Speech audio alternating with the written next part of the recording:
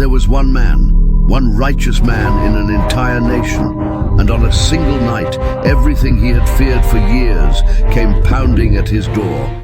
The guests inside his home were not ordinary travelers. His people did not know that. His own wife did not truly understand it. And as the crowd swelled outside in the darkness, shouting, laughing, forcing their way toward the entrance, this prophet of Allah subhanahu wa ta'ala stood between them and his visitors with nothing but his own body and his own voice. Then he said the words that reveal just how alone a righteous person can feel. He looked at the mob and cried out that if only he had the strength or some powerful support, he would stop them. But what he did not know was that inside his house, waiting quietly, was a power greater than any army on earth. And before the sun rose, the cities beneath those stars would no longer exist. This is the true story of Prophet Lut alayhi wasallam. Picture a land that was fertile and green, a cluster of cities in a valley, prosperous, crowded, alive with trade and travelers passing through on the roads between nations. From the outside, it looked like a place blessed with wealth. People had food, people had comfort, people had safety. But beneath that comfort, something had rotted. Into this land came a man named Lut alayhi wasallam. He was not a stranger to prophethood or to sacrifice. The Quran tells us that he believed in and migrated alongside Prophet Ibrahim alayhi wasallam. Allah subhanahu wa ta'ala mentions that Lut believed in him, and Ibrahim said, "Indeed, I will emigrate to my Lord." Surah Al-Ankabut 29:26. So from the very beginning, Lut alayhi wasallam was a man who left behind the familiar for the sake of truth. He was a man who chose faith over homeland, and now Allah subhanahu wa ta'ala had sent him to these people as their prophet and their warner. Imagine what that assignment meant. Every prophet faced rejection. Every prophet faced mockery. But the people of Lut alayhi wasallam were drowning in a specific and open sin that no nation before them had ever normalized. The Quran is direct about it.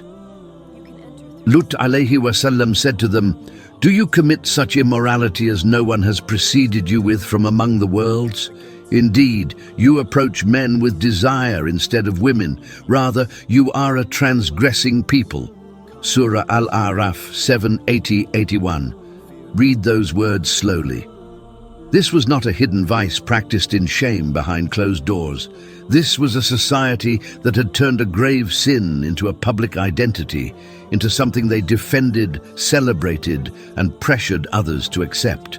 They had crossed a line that no people in history had crossed so openly before them. And here stood one man telling them the truth. Now put yourself in his sandals for a moment.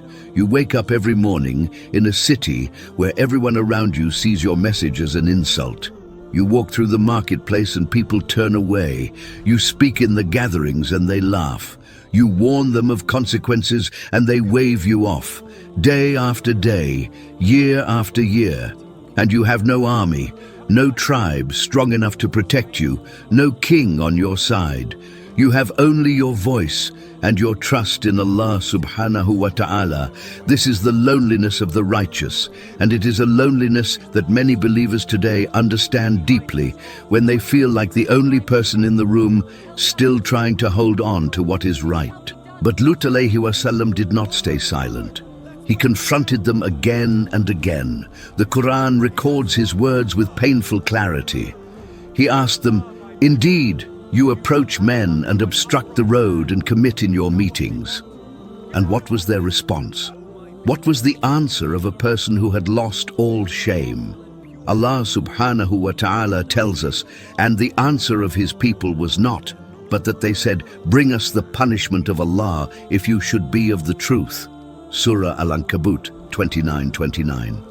Think about how terrifying that sentence is.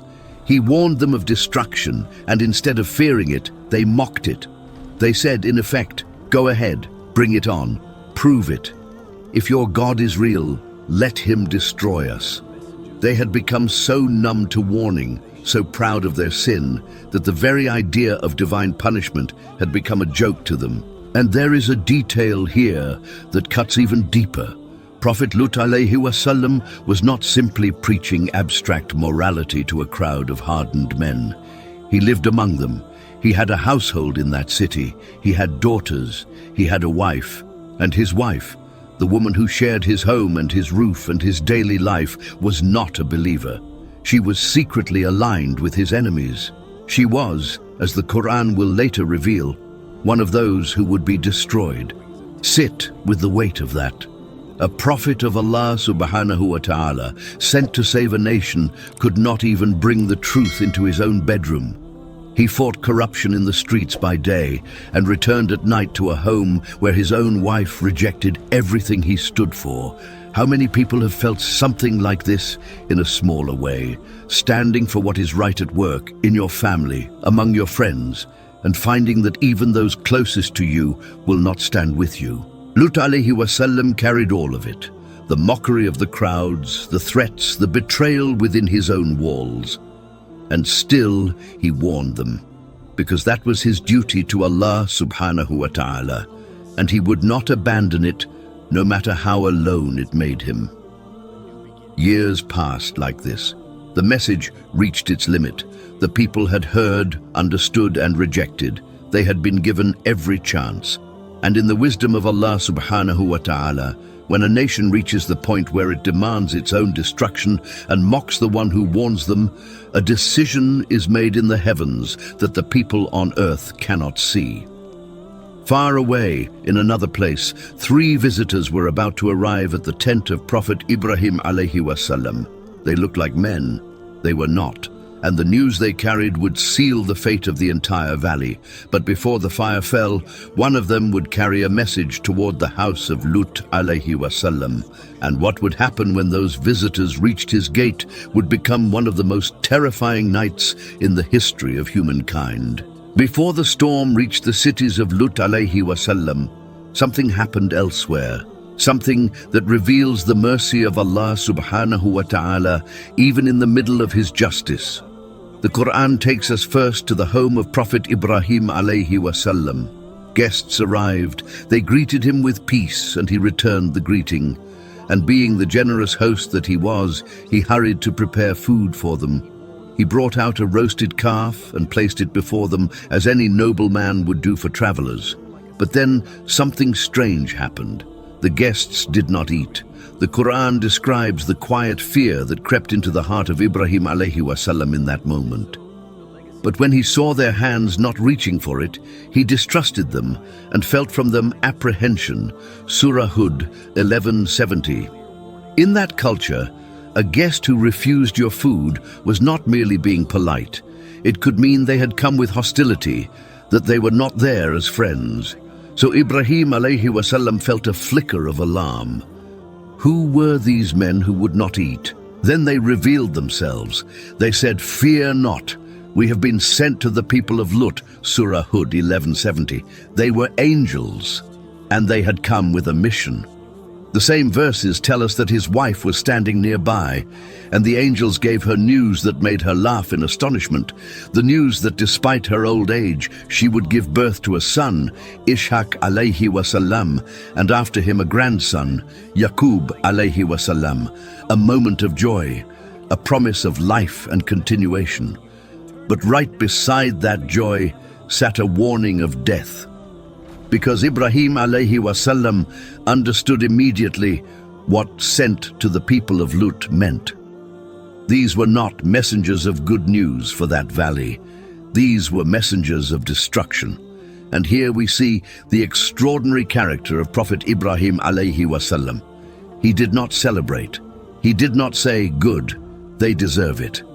Instead, the Quran tells us that when the fright had left Abraham, and the good tidings had reached him, he began to argue with us concerning the people of Lot. Indeed, Abraham was forbearing, grieving, and frequently turning back to Allah.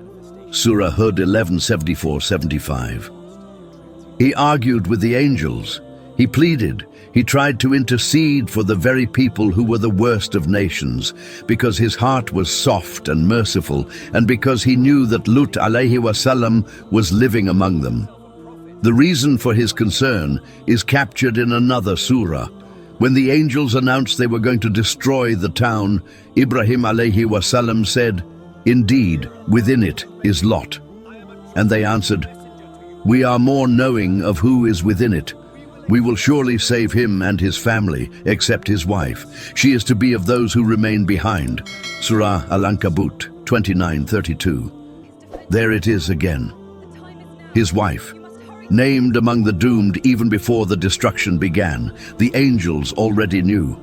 The decree was already written, but the gentle pleading of Ibrahim alayhi wasallam was met with a firm and final answer. "O Abraham, give up this plea. Indeed, the command of your Lord has come, and indeed, there will reach them a punishment that cannot be repelled." Surah Hud 11:76. The time for intercession was over. The decision had been made, and the angels turned their path toward the valley. Now shift the scene. Imagine the cities of Lut alayhi wasallam as evening approaches. The streets are alive, and through the gates walked the most beautiful travelers anyone in that place had ever seen. The angels had taken the form of young men of striking, remarkable appearance. Here is where the horror of that society becomes fully clear. In any decent land, beautiful travelers would be a delight, guests to be honored and protected. But in this valley, beauty in a young male traveler was not safe. It was a target. And so, when these guests came to Prophet Lut alayhi wasallam, his reaction was not joy, it was dreadful. The Quran describes it with heartbreaking honesty. And when our messengers, the angels, came to Lot, he was distressed for them and felt for them great discomfort, and said, "This is a trying day." Surah Hud 11:77. Read that again. This is a trying day.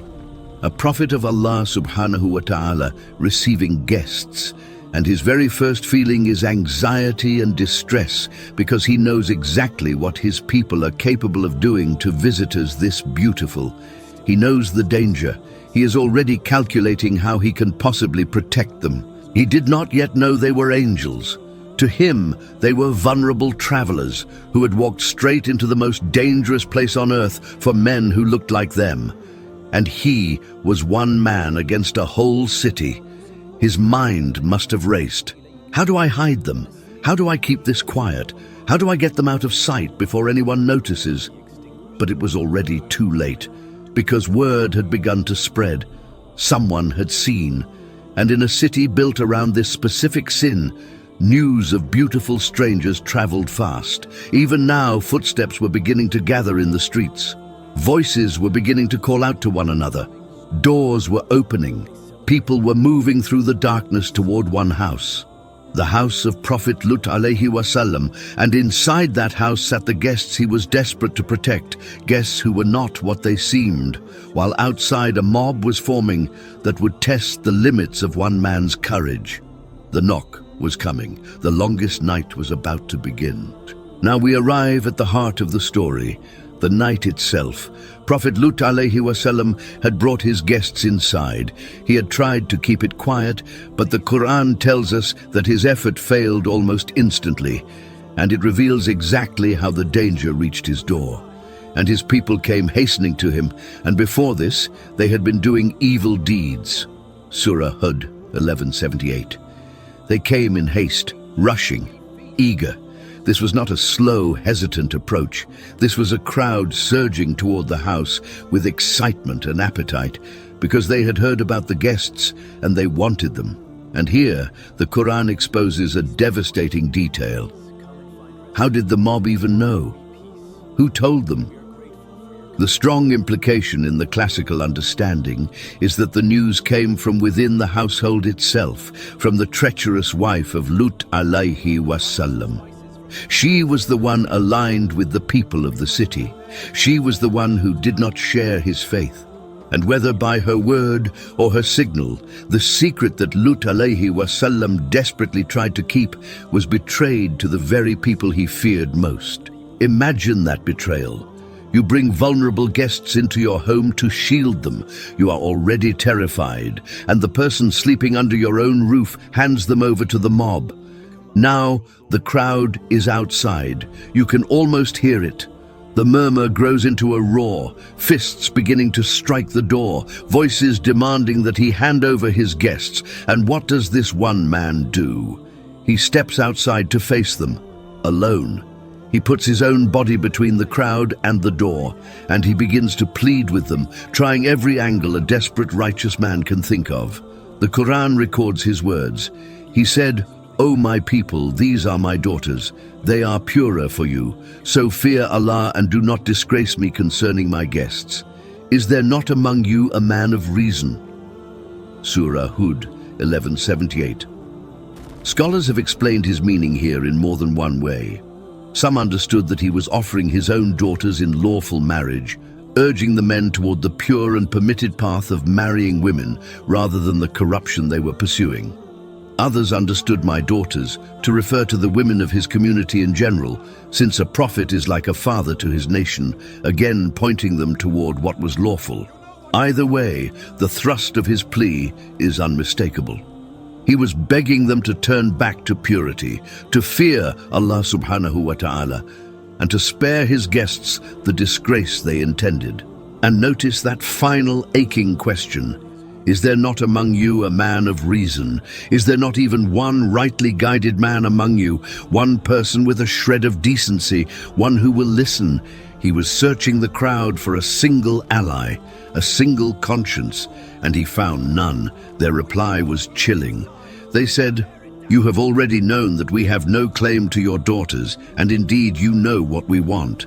Surah Hud 1179. You know what we want. They said it plainly. They rejected his offer of the lawful. They rejected his appeal to their conscience. They told him openly that they had no interest in anything pure, and that they intended to take exactly what they had come for. This was a nation that had killed its own conscience. There was nothing left to appeal to. And it is here, at this exact moment, that Prophet Lut alayhi wasallam speaks the words that have echoed through the hearts of believers for thousands of years. The words that capture the total helplessness of a righteous man surrounded by evil, with no earthly power to fall back on. He said, "If only I had against you some power, or could take refuge in a strong support." Surah Hud 1180. Feel the weight of that. This is a prophet of Allah subhanahu wa ta'ala expressing raw, human helplessness. If only I had strength. If only I had a tribe. If only I had powerful people behind me. He wished in that terrible moment for any earthly means to stop them, and he had none. This is why the Prophet Muhammad sallallahu alayhi wasallam later spoke of Lut alayhi wasallam with such compassion. In a narration found in Sahih al-Bukhari, the Prophet sallallahu alayhi wasallam said, "May Allah bestow his mercy on Lut. He wished to have a powerful support." Sahih al-Bukhari 3387, meaning that Lut alayhi wasallam did in reality have the strongest support of all, the support of Allah subhanahu wa ta'ala, and the angels were right there in his house. His statement reflected the sheer human distress of that night, and that is the turning point of the entire story. Because at the very instant when Lut alayhi wasallam felt most alone, most powerless, most abandoned, the truth was standing just behind him, inside his own home. The guests he had been trying so hard to protect were the very ones who had come to protect him. The vulnerable travelers were angels of Allah subhanahu wa ta'ala, carrying a punishment for this nation that could not be repelled. He thought he was shielding them. In reality, they were about to shield him. He thought he was alone against a mob. In reality, the entire city was about to face a force it could not comprehend. The mob pressed forward, the door strained, and behind Prophet Lut alayhi wasallam, in the quiet of that room, the angels finally rose to reveal who they truly were and what they had come to do. The moment Prophet Lut alayhi wasallam reached the edge of his strength, the ground shifted beneath the entire story. The angels spoke, and everything changed. The Quran gives us their words. The angels said, "O Lot, indeed we are messengers of your Lord, therefore they will never reach you." Surah Hud 1181. They will never reach you. Imagine hearing those words after that night of terror, after years of loneliness, after the mockery, the threats, the betrayal, the mob at your door, the desperate pleading into faces with no mercy. And then suddenly a voice behind you, calm and certain, telling you that the people you feared will never touch you. The vulnerable guests were the protectors. The travelers he pitied were sent from the Lord of all the worlds. The support he had just wished for out loud was already in the room with him. There is a detail preserved in the classical narrations that shows the swiftness of divine protection. As the mob forced its way toward the entrance, the crisis ended in an instant. Allah subhanahu wa ta'ala mentions this blinding in another passage. And they had demanded from him his guests, but we obliterated their eyes, saying, "Taste my punishment and my warnings." Surah Al-Qamar 54:37.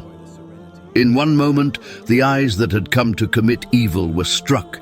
The threat at the door collapsed. The mob was left stumbling in confusion. Then the angels gave Lut alayhi wasallam his instructions, clear, urgent, final. So set out with your family during a portion of the night, and let not any among you look back, except your wife. Indeed, she will be struck by that which strikes them. Indeed, their appointment is for the morning. Isn't morning near? Surah Hud 11:81. Read every part of that command, because every word carries weight. Leave during the night. Do not wait for dawn. Move now under the cover of darkness, while there is still time. Take your family. Gather the believers of your household and go. Let no one look back. This was not only about speed. To look back was to look with longing, with attachment, toward a place and a people marked for destruction. The believers were to turn their faces forward, toward Allah subhanahu wa ta'ala, and never toward what they were leaving behind. Except your wife. There it is, spoken plainly at last. The woman who shared his home would not be saved. She would be struck down with the rest of them, because her heart had always belonged to them, not to him and not to her Lord. And then that haunting final line, their appointment is for the morning. Isn't morning near? The destruction had a scheduled time, dawn. And the angels were almost comforting Lut alayhi wasallam, telling him that his relief and their punishment was only hours away. Just hold on until morning. It is coming. It is close. So picture the escape. Deep in the night, a small group slips out of the city. Prophet Lut alayhi wasallam and the believers of his household, moving quickly through the dark streets, past the houses of the people who had tormented him for years, out through the gates, into the open land beyond.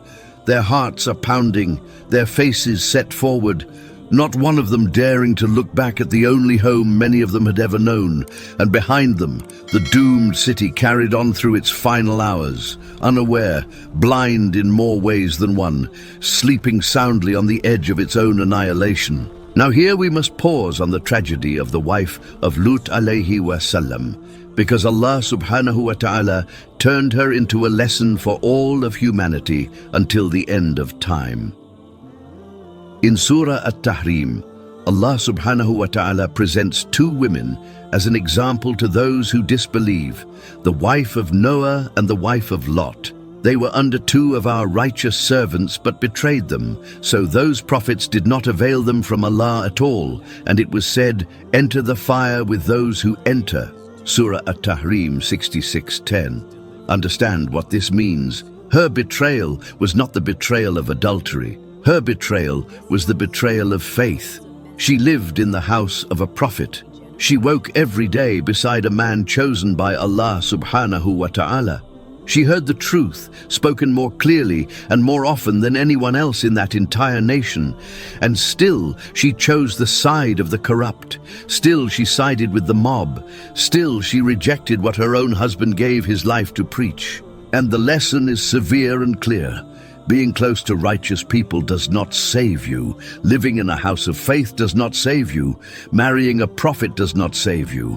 Nothing saves you except your own belief and your own submission to Allah subhanahu wa ta'ala. Every soul stands on its own. So the believers walked into the darkness, saved by their faith. And the wife stayed behind, condemned by her disbelief. The night was ending. The eastern sky was beginning to pale. The appointment the angels had spoken of was almost here. And as the first light of morning touched the valley, the earth beneath the cities of Lut alayhi wasallam began to move. Morning came. The people of the valley woke to what they thought was another ordinary day. The blindness of the night before, the confusion, the mob, the strange travelers who had vanished. Perhaps some of them dismissed it all. Perhaps some of them were still searching for Lut alayhi wasallam and his guests. They did not know that the man they hunted was already gone, safely beyond the borders of their doomed land. And they did not know that this was the last morning they would ever see. Then the command of Allah subhanahu wa ta'ala came. And what happened next is described in the Quran in a way that stops the heart. So when our command came, we made the highest part of the city its lowest, and rained upon them stones of layered hard clay, which were marked from your Lord. And Allah's punishment is not from the wrongdoers, very far. Surah Hud 11:82-83. Read those words carefully, because they describe a double destruction. First, the earth itself was turned over. The highest part of the city was made its lowest. The whole settlement was lifted and overturned, flipped upside down, the ground rising and inverting so that everything at the top crashed to the bottom. The very land that had witnessed their crimes rose up and buried them beneath itself. And second, from the sky came the stones, not ordinary stones, stones of hardened, layered clay, and the Quran adds a chilling detail. They were marked from your Lord, marked, as if each stone had a name, a target, a destination decreed by Allah subhanahu wa ta'ala himself. There was no randomness in this punishment. There was no escaping it. It fell exactly where it was meant to fall. The same event is described again in Surah Al-Qamar with stark simplicity. The people of Lot denied the warning. Indeed, we sent upon them a storm of stones, except the family of Lot. We saved them before dawn. Surah Al-Qamar 54:33-34. Saved them before dawn. The believers were already out. The timing was exact. Not one of them was touched. And in Surah Ash-Shu'ara, the summary of the whole affair. And we saved him and his family, all except an old woman among those who remained behind. Then we destroyed the others, and we rained upon them a rain of stones, and evil was the rain of those who were warned. Surah Ash-Shu'ara 26:170-173. That old woman among those who remained behind was the wife of Lut alayhi wasallam. She did not escape. She had chosen her people, and she shared their end. So imagine the scene from a distance, as Prophet Lut alayhi wasallam and the believers stood far away in the safety Allah subhanahu wa ta'ala had granted them. The horizon behind them, where the cities had stood, erupting, the ground heaving and folding, the sky raining fire-hardened stones onto everything below, the sound of an entire civilization being erased in a single morning. And then silence.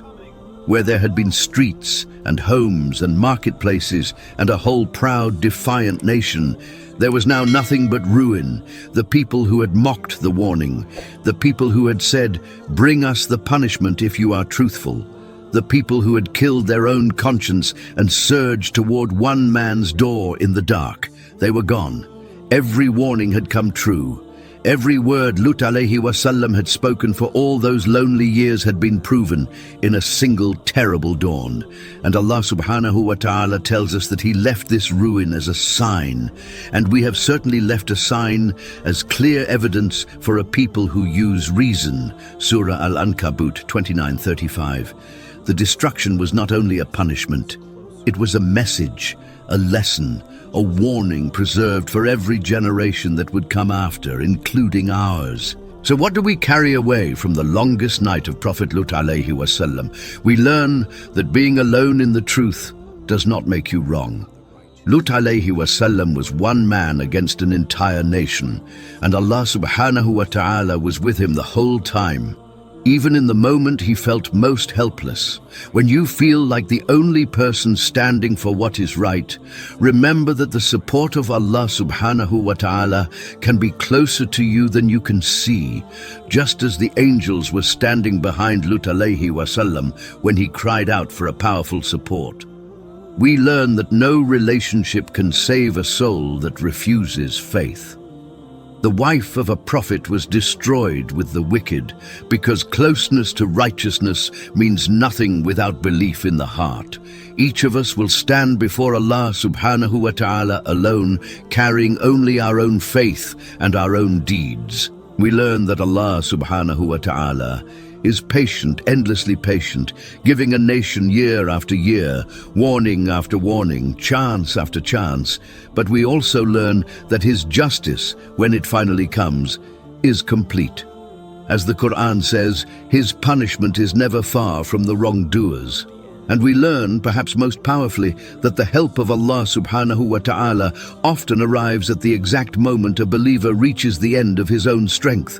Lut alayhi wasallam had nothing left. The door was breaking, the mob was upon him, and in that instant the voice behind him said, "They will never reach you."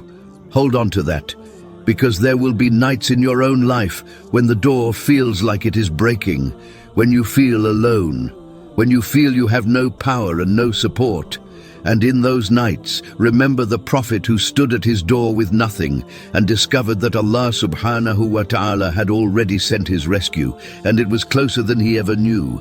That was the longest night of Prophet Lut alayhi wasallam. And by the mercy of Allah subhanahu wa ta'ala, it ended not with his destruction, but with his deliverance.